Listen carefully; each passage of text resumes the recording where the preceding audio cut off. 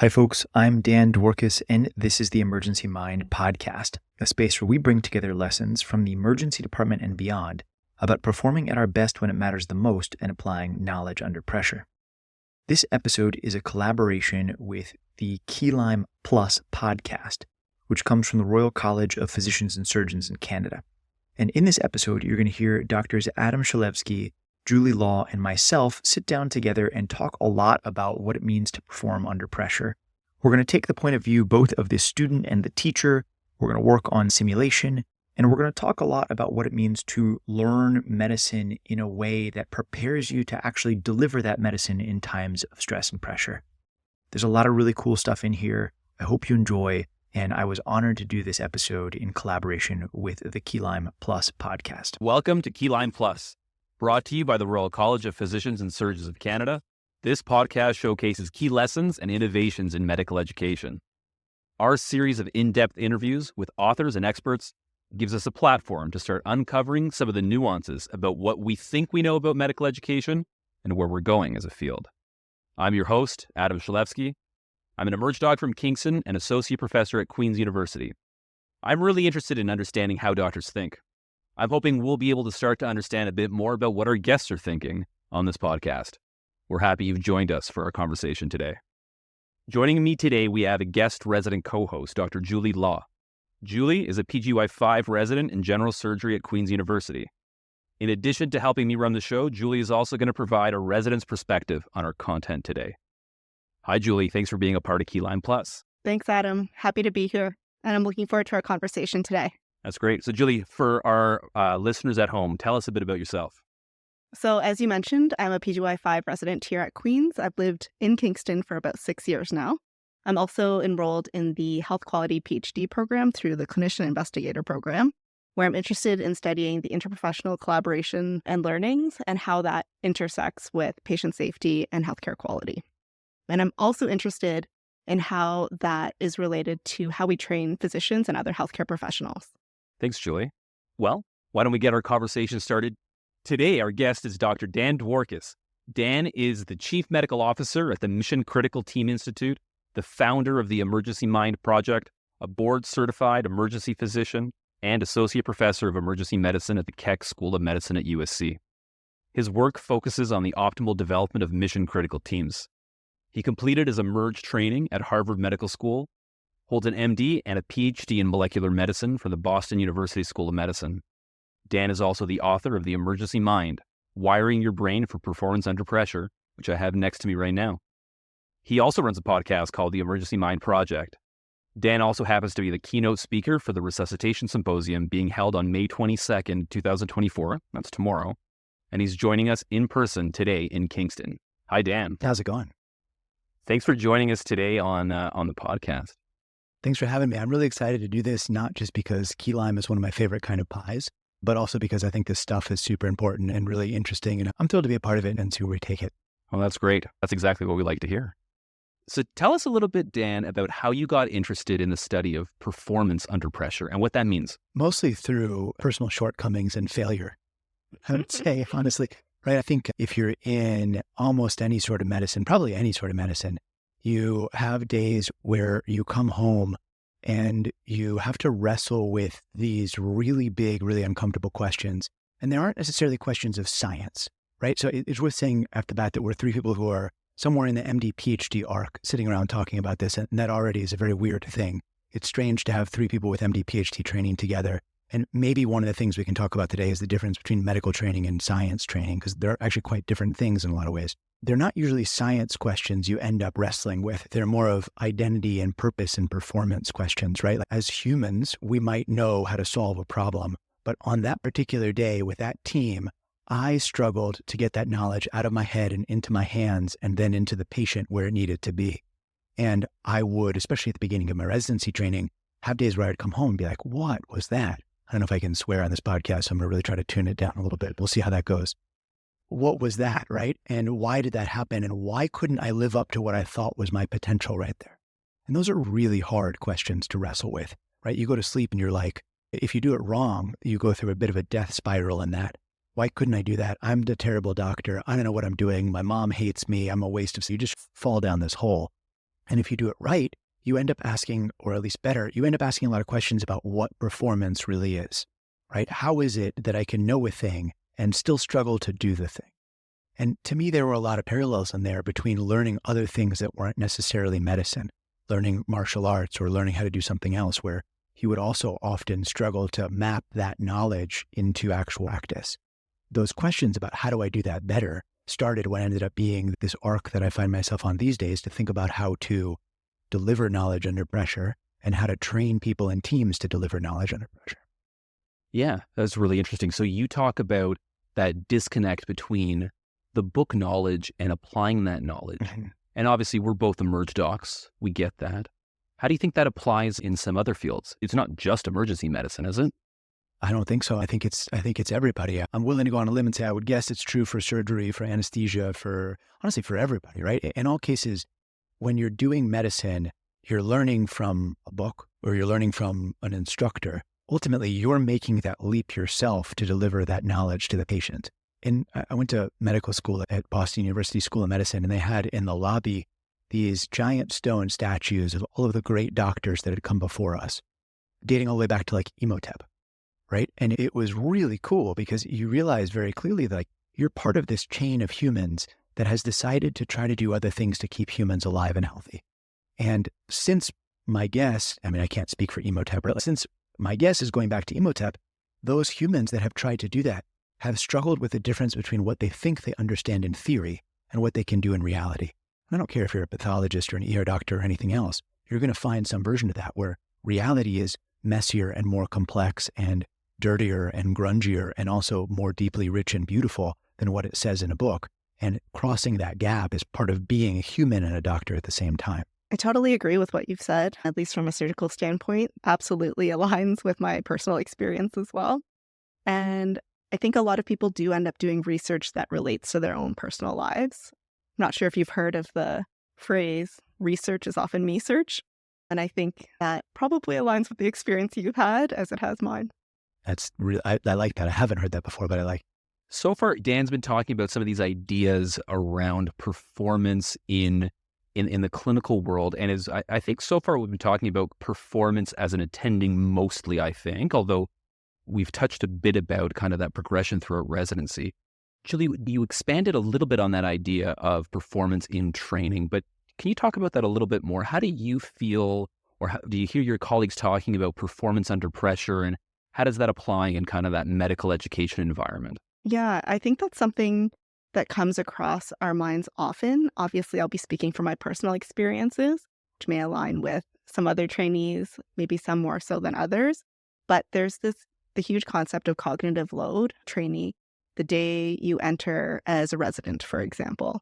And you know you're drinking from that fire hydrant, all of that information, and at the same time trying to deliver care.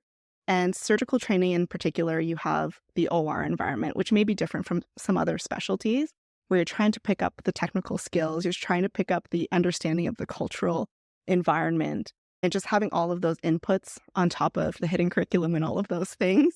I think that adds to all of the performance under pressure struggles and things that people, like trainees, go home and think about.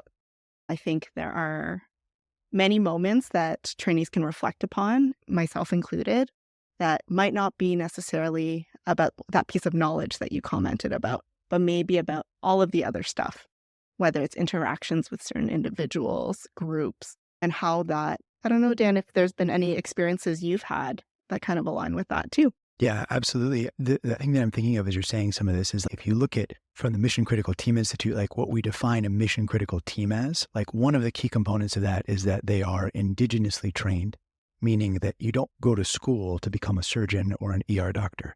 You go to school to join the community that teaches you how to be a surgeon or an ER doctor. And that it's not really a finishing process. It's really an evolution and a differentiation in terms of who you are as a human being that goes on in that process. And I think that's part of what you're describing is that it's not a thing you can easily teach or learn in a book. Like there's the table stakes of knowing the dose of amiodarone or whatever it is, right? But it's the ability to think about the context and the tribe within which you're operating and the environment that you're doing that in that takes a lot of the actual energy and time of learning how to do this stuff. For sure. I think that answered your question. I'm not entirely sure. So we're talking about this performance under pressure phenomenon. And in some of your work, this is what you focus on as far as I understand. How do we, how much pressure is enough? Is there too much pressure sometimes? Is there not enough pressure? How do we find that sweet spot? What has your work taught you about that? Do you mean where do we actually operate at our best? I think so maybe it's two questions, right? So one is, where do we operate at our best? And then two, how do we train people to get to that point, right? Julie talks about this idea of drinking from a fire hydrant or a fire hose, right? Clearly, maybe that's a bit too much. At the same time, if it's just a trickle, you're not going to learn enough. So how do we find where that optimal zone of proximal development is? Is there a way to teach that? How do we select the right kind of performance under pressure for residents as they go through training? So I didn't have this model when I was starting residency, but it's something that I now teach all of our residents at where I work when they first come in on within the first week. So there's this concept, the Yerkes-Dodson curve, or sometimes the Yerkes-Dodson curve, depending on, I'm not sure how you actually pronounce that, but that basically is just this bell-shaped distribution between performance and stress or arousal, tested originally in mice, which sometimes that's what it feels like when you're a resident. It basically says your optimum performance happens at some amount of stress that's not zero and not a million. Yeah. And I think the intuition here is that of a guitar string. If you tune it too tight, it breaks. If you tune it too loose, you don't get a note. The music actually happens somewhere in the middle. So first off, understanding that I think is an important piece of it. Understanding that your job is not to feel no pressure. Your job is to feel the right amount of pressure to get the best note, to do the best work. And that's a bit of a cognitive reframe that I think is an important thing to happen from the beginning. The other piece of it is, how do you figure out where you are on that curve? And that's not necessarily obvious, right? I have a Chihuahua, a 7-pound Chihuahua named Bean. Bean's an amazing dog and incredibly ferocious on a per pound basis. But if you were to put Bean in front of a bear or a plastic bag, Bean would react the same way, which is some version of terror. So it's really hard to disentangle what's going on. Where is Bean on that curve? And I don't think Bean listens to podcasts, but if she did, she should know that she's a good dog. The rest of us, though, we have to figure out where we are on that curve. And that's a skill. Figuring out where you are on that curve is a skill that you have to train. And if you don't train it, then it's really hard to figure out where you are on that curve. So how do you do that, right? To me, that's a sense of introception.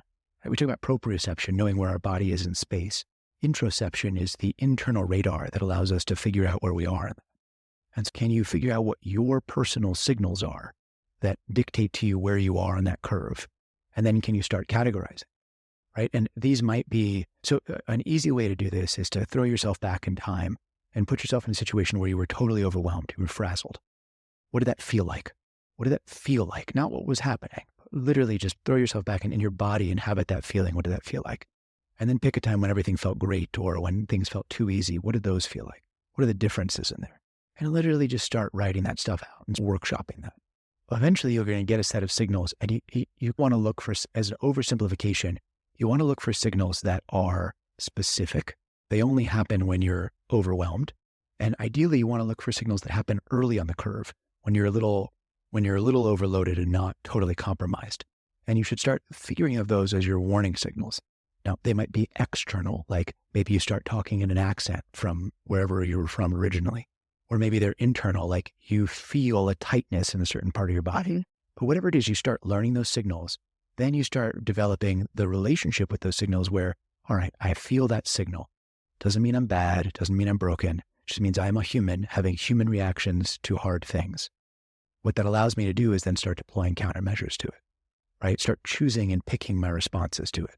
Widening the space between stimulus and response and starting to work in that space.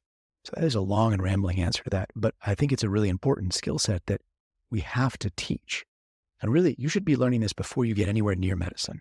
If we're doing this right, we're teaching this in the undergraduate part of the pipeline. As we're preparing and you're practicing it on lower stakes things like tests and essays and whatever else. So by the time you end up in medicine, you're like, oh, right, that's that thing I feel when I'm totally overloaded. Okay, cool. I've been through this before. I know what to do with it again. Now, it must take a fair bit of introspection to be able to listen to those signals, right? I think it probably develops with time, but here's a question for you in terms of our trainees, right? They will develop some amount of introspection based on their experience. but they're also getting a lot of external cues. So in our educational system here in Canada, our trainees get a ton of data, and there's debate about the quality of the data, and that's maybe for another day. But there is this phenomenon that we've noticed, at least here, or perhaps it's just my own personal bias. I tend to be a dove when I'm assessing people. And sometimes I wonder to myself whether or not I'm actually doing a disservice to a learner. And how is a learner going to be able to listen to his or her own cues and have that introspection if the data that they're getting about their performance is maybe a little bit inflated? How do we find that happy medium? Does it take a culture shift in the way that we assess our residents? Do we need to just teach them to be better introspectors? I'm not even sure if that's a word. Sure. Yeah. Yeah, why not? We'll make it a word. So I'm really curious, Julie, what you think about this, because for me, when I look back at when I was a resident, I guarantee you I am a harder critic on myself than any of my attendings were a critic on me. And that includes the once or twice that I got comments like, we worry about Dan's ability to be a physician, which I have proved those people wrong, thankfully. And I've talked to that guy about that since then. And it's a fun end to that story, which we don't have to talk about. But I was a much harsher critic on myself about that, right? I demanded a level of excellence out of myself that if you were like, you're doing a great job, I'd be like, cool, how could I do better than that?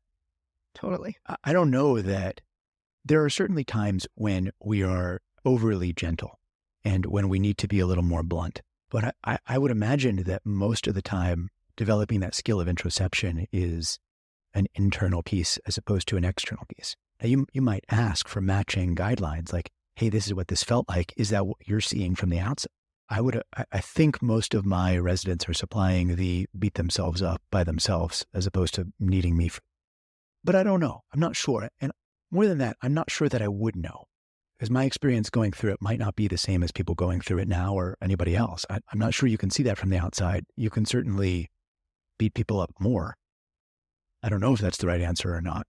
I do think that talking about this and being open about it for me as an attending and for my residents is really important. So I want them to come to me and say, hey, I felt overloaded. What did you see?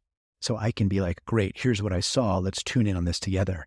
And the times that I'm overloaded, I want to tell my team, hey team, I'm nearing the edge of my ability here. Who has ideas that I don't, right? And by doing so, you can create this virtuous cycle of being able to train each other. And I think the creative exhaust of that cycle is part of psychological safety, which we can also dig into. But Julie, I don't know, how does that feel? What is it that you like? I know you can't speak for all residents, but like, what does that feel like? Yeah, so I agree. I think the role modeling is very important to see that your preceptors, your attendings also go through a similar process of, okay, I'm overloaded. Like these are the things that I employ, or I saw that you were overloaded, and not to say you're the worst resident ever, but to say I've been in your shoes before, in whatever words that are true to them, that I've been in your shoes before. This is how I moved forward. And the part that you talked about, introspection kind of being an inner thing, I think with most things that people do on an individual basis, there are some people that are more inclined to doing that type of inner work than others. And my question to you is, you might be able to see in residents who is more inclined to do that work on their own and are open to having those conversations, and maybe some who aren't. And do you think that those who are not might be more vulnerable to some challenges with performing under pressure, or to maybe any negative outcome that could come from not doing that inner work of thinking through experiences that you've had? Yeah, I think that's a really good observation. And I think the answer to that's probably yes. That if you, to the degree at which you are better at being introspective and introceptive, both of those, then you're better able to handle the stress and variability and complexity of medicine. And I believe that so strongly that I would go on to say that we should teach those as skills as part of medicine. The ability to understand your internal environment and map it. And I liked what you said, that this really should be happening before the process of becoming a physician. It's hard to say we'll layer things on with training, because training is already so vast. There's already so much people are learning and doing at the same time, that certainly if you had some skills coming in, it would be helpful. So it is that challenging part of saying, how much more can you learn at the same time, and what's valuable? You don't really need to be a physician to learn this, right? Like you need to be a physician to learn how to take out an appendix. I don't know how to take it. I'm not sure how to do that, but I assume you need to learn how to be a physician to learn how to do that. But you don't to do this. This is a skill we could teach. In a lot of the mission critical teams, we think about the pipeline of what it takes to produce somebody who is autonomous and leading at the end of that pipeline. And I think this is a skill that you can teach relatively early in that pipeline. And in fact, would probably make you better as you go through that pipeline and more resilient and more resistant to struggle and burnout and distress, like as you're better able to map what you're feeling on the inside for it. I also think that it's a building block fundamental skill on top of which there's a lot of other things that rest, right? One of which being, how do you handle the extreme personal and emotional cost of doing some of this work, right? If you are unaccustomed to sifting through internal signals of what's happening, it just makes it that much harder to handle the big shocks when they do come in. And I will freely admit, I was not always particularly good at this skill. I think therapy for me has been super helpful in developing it. And having been in therapy for a long time, I now look back at some of the experience that I had in residency and I was like, wow, I wish I had these tools for that would have been a better version of Dan that showed up after that. So here's my plug that like even ER doctors that write books about performing under pressure use therapy because I think it's really important and worth doing to continue to develop that skill set. Yeah, listening to you speak makes me think that this really is a lifelong journey to figure out how to be introspective and change your approach as time goes on. I do think this is a skill that's useful in the medical parts of my life and the non-medical parts as well, right? This happens all the time. I always think about parenting because parenting is a series of sequential crises of various magnitudes. So a lot of that is irrelevant there. I also wonder what you think, Dan, about external factors. So we just did a tour of the sim lab here. We talked a little bit about cognitive load in high fidelity simulation. And what we've been thinking about for a long time is there a way to also be able to measure states of cognitive overload, to be able to identify them when our learners are going through difficult sims. So wouldn't it be great if we had either a series of physiologic markers that actually work together to show us on a graph as the educator behind the one-way glass to say, okay, this resident is getting near his or her limit. And can we then intervene and up-regulate or down-regulate the difficulty of a sim in real time? Now, this may be just a figment of my imagination in terms of how I would like sim to run, but do you think that there is maybe a parallel between what we're talking about introspection and the self-realization of when one is cognitively overloaded or needs to take a step back, and maybe an external marker? Do you think we'll ever get there? Or do you think this is mostly an internal journey that everybody has to go on? I think there are some sets of signals that are showing promise for mapping some of that, right? Like you get these goggles that have pupillometry on them and they can give you a pretty good view. Some of the heart rate variability, heart rate synchronicity stuff is really interesting for that. And the tools are constantly getting better and better. Like we'll find something that gives us some good external signals of it. I think though, my question on that is, why and do we care about it? There was a lot of sim that I did coming up that was, I guess what I'd call spicy, right? It's like you're simming, but they're also making it really hard on you. And the more I've learned about that, the more I questioned that process and the more I'm like, what are you trying to do? Are you trying to teach? Are you trying to evaluate? Are you trying to have people spend time in stressful situations? Because those goals are not orthogonal to each other, but they're not exactly aligned either. So if you're doing a task trainer, then what would you, like if the person has a high overload signal, what would you do? Would you switch it to an overload training? Or would you be like, okay, go take a walk and come back and do the task, right? It depends on what your point is and what your goal is. We did a very small study where we took a bunch of senior level residents who were undergoing code bag training. This is when a code blue goes off in the hospital, they run upstairs with a backpack full of gear and go try to solve it. So we put them through a bunch of really oral boards style cases about that day and a couple of sims, and just asked them to self-reflect on their cognitive load during each of those pieces. And to me, one of the most striking things of it was the huge variability in responses we got, both within person and across person. So like within person and within task, which more than anything makes me realize we might not be aware of what we're actually simulating And we might be a lot more sloppy about this than we think we are. We're like, oh, this is the hard sim and this is the easy sim. That might or might not actually be true. Maybe that's the wrong way to approach this kind of question. I'm not sure. I'd love to see more and more of that as the data gets better. And I'd be super curious to track some of those things, but I don't know that it's there just yet in mass public consumption. That's very interesting because the first thing I think of when you're both talking about this is how individual of an experience this would be. And say you have the pupillary monitor on, like how dilated does it have to be for somebody to be overwhelmed, for example? But maybe it's different. This person has a certain level where for them individually, personally, that's too much. But it might not be the case for somebody else, or somebody starts to employ different strategies that they have from their introspection, for example, and is able to continue with a simulation where someone would say, I'm tapping out here, if that was part of the case. And I think there might not be enough work on that individual experience, which is probably where I'd like to see things go, where we can really understand on an individual basis how these different experiences can alter someone's course of becoming a physician. I'm not by any means an expert on that stuff. There are some wonderful people who are, who I can refer to your program if you want more of that.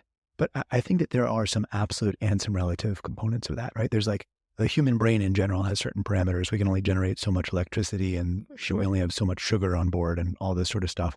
So there are structural limits to that as humans, we can get overloaded to some degree. And then I think you're right. There's also the personal response to it and your own ability to buffer.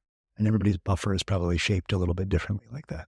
Yeah. There's also this concept of anxiety because you're being assessed versus anxiety and performance stress because of the situation itself. The reason I bring this up is because we're having a debate in the medical education community, at least in certain circles, about low stakes or no stakes assessment and simulation. And I guess maybe there's a bit of background I'll give. In the past, in the dinosaur days when I trained, simulation was seen as a very safe space where you were encouraged to make mistakes. And though you were performing in front of one of your faculty supervisors, and that made you anxious to some degree, things have shifted a little bit now. We have these EPAs, that entrustable professional activities and milestones that have to be ticked off as or accomplished as you progress through training. And resuscitation-based ones, for example, because resuscitation cases don't happen that often. There are lots of times where we're trying to get our residents to acquire these entrustable professional activities in simulation spaces. And so often after a sim is done, the resident will ask the faculty preceptor to fill out one of these forms. And there's this idea that now that everything is being watched and assessed and graded, that there may actually be a little bit more performance anxiety that's happening in these simulation spaces that maybe we didn't have previously.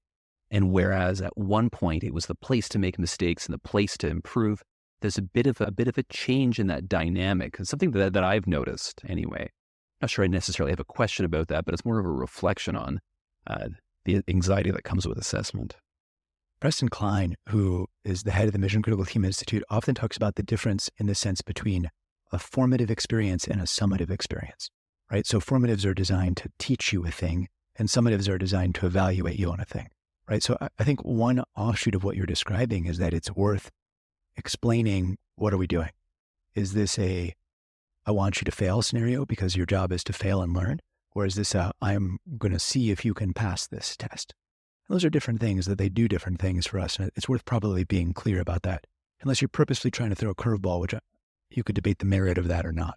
And how do you think this fits into the idea of the graduated pressure training, where maybe sim is an earlier step in this continuum of learning before you're in the resuscitation, before you're in the trauma bay, before you're in the operating room?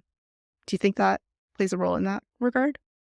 Yeah, I think that in many cases, sim is cheap learning compared to the expensive learning that happens when we learn from a real person, right? And I think I talk often on the podcast in the emergency mind space about the idea of never wasting suffering, the idea that we have a real deep commitment and responsibility to not waste suffering, whether it's our suffering or a patient's suffering or anything else. And to me, that's really expensive learning, right? That is the most expensive learning. So can we use cheaper learning whenever possible?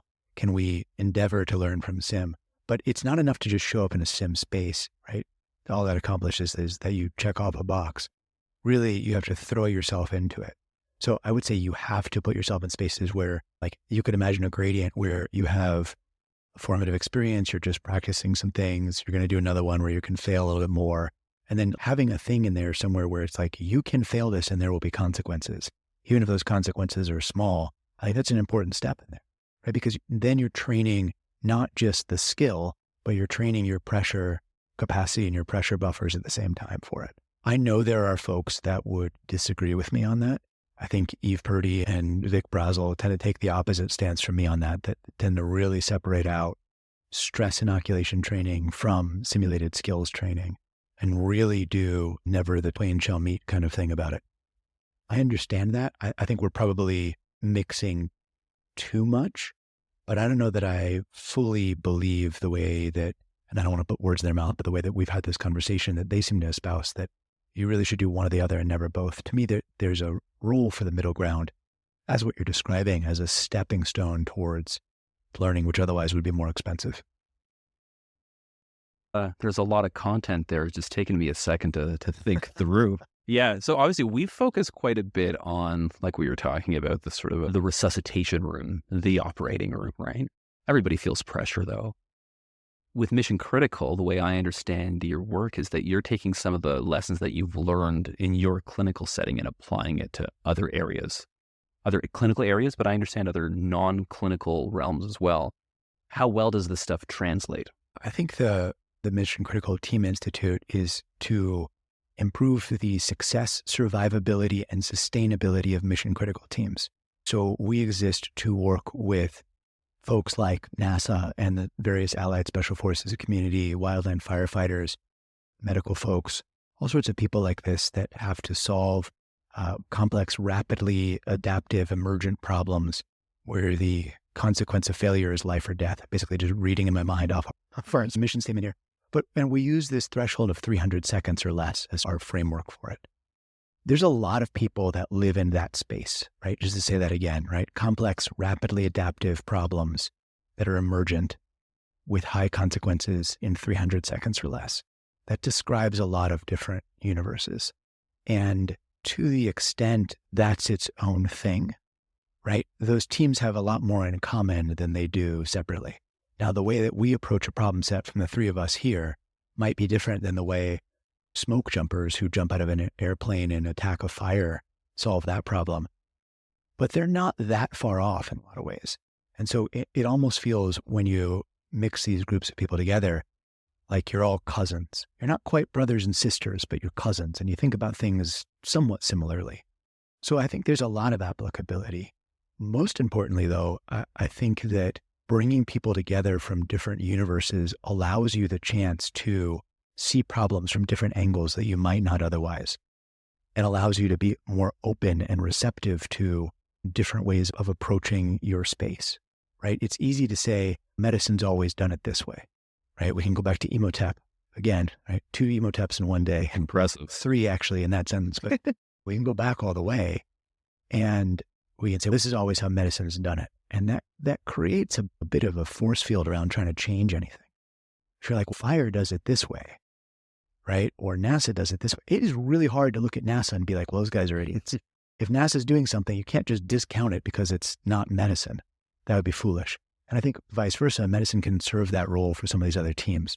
Collectively, when we're all together, we're stronger than any of us are apart from it. Your conversation about learning from other industries, for example, and medicine teaching lessons also to other industries really makes me think about the patient safety movement and how that really originated in other industries and how aviation has taken that quite far. And there are similarities and differences between our different industries. How do you think the idea of this training people who are performing under pressure constantly and ensuring patient safety really intersect? And I know you've had podcasts before with guests and had this discussion, but is there a way that you could distill that and share that with the listeners? Yeah, I think that's a super interesting question, right? Because there's always this tension between should the most trained and skilled person do a thing or should the learner in some sense do a thing. And we're going to see if I'm going to get this right. So apologies if this isn't perfect, but the concept here is like one of, right, which is to say that from your experience being an N of one, receiving this care, the way that risk is handled for you is different than the way that risk is handled for the field. Although on average, one answer might be correct. For your experience embodied as you as a person, your answer you might choose a different answer than that. You might say, I want the attending to do my knee replacement or whatever. Whereas on average for the society, it might be better if the senior resident did it and the attending assisted. Mm-hmm. Pretty sure that's called ergodicity. You can fact check me on that later. I don't think there's a dictionary in here, but we'll sort through that. But that idea that it's anisotropic, right? That it looks different depending on what direction you look at the risk profile from. So I think it's worth having that discussion.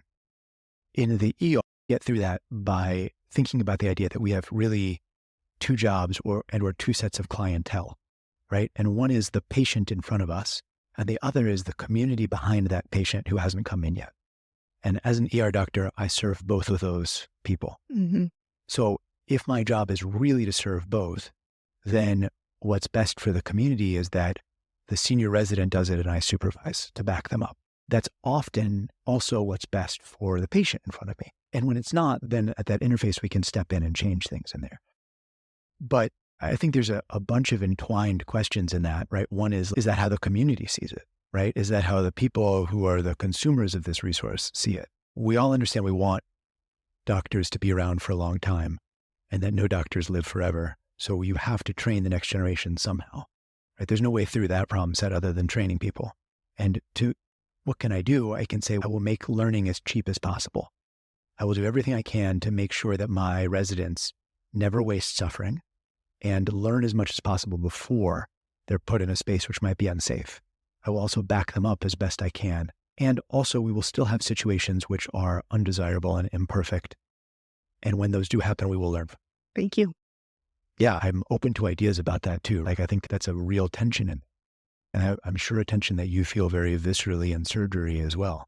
No pun intended. It's a big area that I think comes up through training because there are moments where you encounter patients, say, when you're a very junior resident. We want someone who's more senior. And I know that intersects with lots of other issues as well. The appearance of the resident, appearing young, female, oftentimes can put you at higher risk of having those encounters. And I think understanding that is important because then you're able to also judge on a personal level if you think that's a good opportunity. And I think there's great work that's been done to say, if somebody has the confidence, the idea of fake it till you make it, that puts you in a position to have learning opportunities. And there was great work done in Toronto just about that, where residents who display confidence or traits associated with confidence are offered more opportunities. And I think that plays into patient safety a little bit, and it also plays into performance. There's this amazing gentleman, Dr. Roger Kneebone, who is out of, in London, I want to say Imperial College of London, and wrote this book called Expert, which is really an incredible book. And I just had him on my podcast recently. And one of the things he talks about is, as background, he was trained as a general surgeon and a trauma surgeon, then went on to become a general practitioner, which is a very interesting career path, and now focuses on mastery and expertise as a thing, right? So he works with tailors and potters and magicians as much as he works with doctors to think about what it takes to master your craft and your art. Incredibly fascinating guy. I would highly recommend reading Expert if you're interested in this kind of stuff. One of the things he was saying is that there's a point on your developmental journey where you switch your perception from this is how I see the world to this is how the client or consumer sees the world. So as a magician, you say, how does my audience see the trick? As opposed to how do I see the trick? Or as a tailor, you might say, how does the person experience wearing these clothes? And when I first read that and thought about that, I was like, oh, that's great, but that doesn't apply to medicine at all. He was really just taking me to school about this the other day and talking about how a lot of your job is to think about how the patient will experience this part of the encounter and how will they understand what you're doing for it, and to really put yourself in their shoes as they're doing that. I think it's an interesting skill set as you're describing this, which is we want to essentially create the trust and safety within the community that allows us to train people the way we need to train them. And to do that, it's not just us saying, okay, you're going to get this resident, right? It's also saying, how does it feel for the patients as they're going through this? And what are the things that we can be doing to have that conversation together as opposed to separate? An interesting thread you're pulling on there for sure. Yeah. So we've talked about lots of things so far. We've talked about, we've gone from performance under pressure. We've talked about the patient safety movement. We've talked about societal expectations. And was it ergodicity? Ergodicity. That's the first time I've heard that word. So this is a new one for me. And this is great. I could be wrong about that, but I think that's we'll fact check that, right? Exactly. We'll have our fact checkers fact check afterwards. So this idea of, if we were to wrap this up a little bit and to kind of bring it all together, Dan, you talked about this performance under pressure. We talked about education. We talked about expertise development and the expertise continuum. Is it trainable? Is performance under pressure something that residents and attendings and others in medicine, not in medicine, can learn? How much of it is inherent? How much of it is something that we can build? To wrap this all together, which is an ask, right? To wrap this all together, I would say the core theme that underlies this is pipeline, right? What is the pipeline to build, develop, and train a person who is able to make that bridge between the theory of a thing and the reality of a thing, right? We started talking about this conversation about how did you get into this? And I told that story about bridging this gap.